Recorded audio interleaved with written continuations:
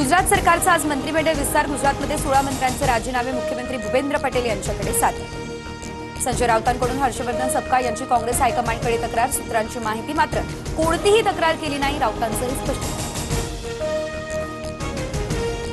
तक्रार करण्यासारखं काही घडलेलं नाही। मनसेबाबत आमच्याकडे कोणताही प्रस्ताव नाही। युतीचा प्रस्ताव आल्यावर त्यावर भाष्य करू। सपकाळ यांच्याकडूनही स्पष्टीकरण।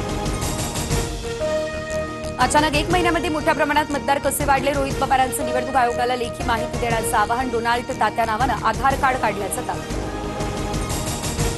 इज्जत गेली गावाची, मग आठवण आली भावाची। एकनाथ शिंदेंचा उद्धव ठाकरेंवर निशाणा। ठाकरे बंधूंच्या एकत्र येण्यावर शिंदेंची टीका। निलेश घायवने बेकायदेशीर ताबा मिळवलेल्या 10 सदनिका सील करण्याचा आदेश। परदेशात शिकणाऱ्या मुलाचं शैक्षणिक शुल्क घायवनं भरलं कसं, याची चौकशी होणार।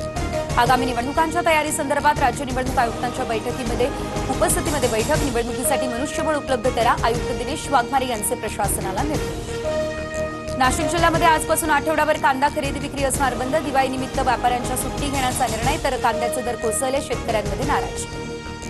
जालना पालिका आयुक्त लाच घेताना अटक। आयुक्त संतोष खांडेकर अटक होताच कंत्राटदारांकडून फटाके फोडत कारवाईचे स्वागत।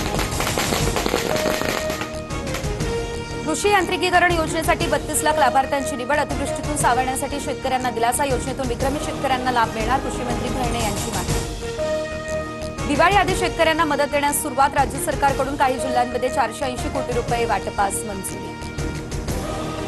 नागपूर जिल्ह्यामध्ये 87,169 हेक्टरवरील पिकांचं मोठं नुकसान। लवकरच मदतीचे पैसे शेतकऱ्यांच्या खात्यात जमा होणार। संत्रा, मोसंबी, सोयाबीन आणि कापूस पिकाला सर्वात जास्त फटका। कपिल शर्माच्या कॅनडामधील कॅफेवर पुन्हा गोळीबार। कॅप्स कॅफेवरती गोळीबाराची तिसरी घटना। गोल्डी ढिल्लन आणि कुलदीप सिद्धू यांनी गोळीबाराची जबाबदारी स्वीकारली।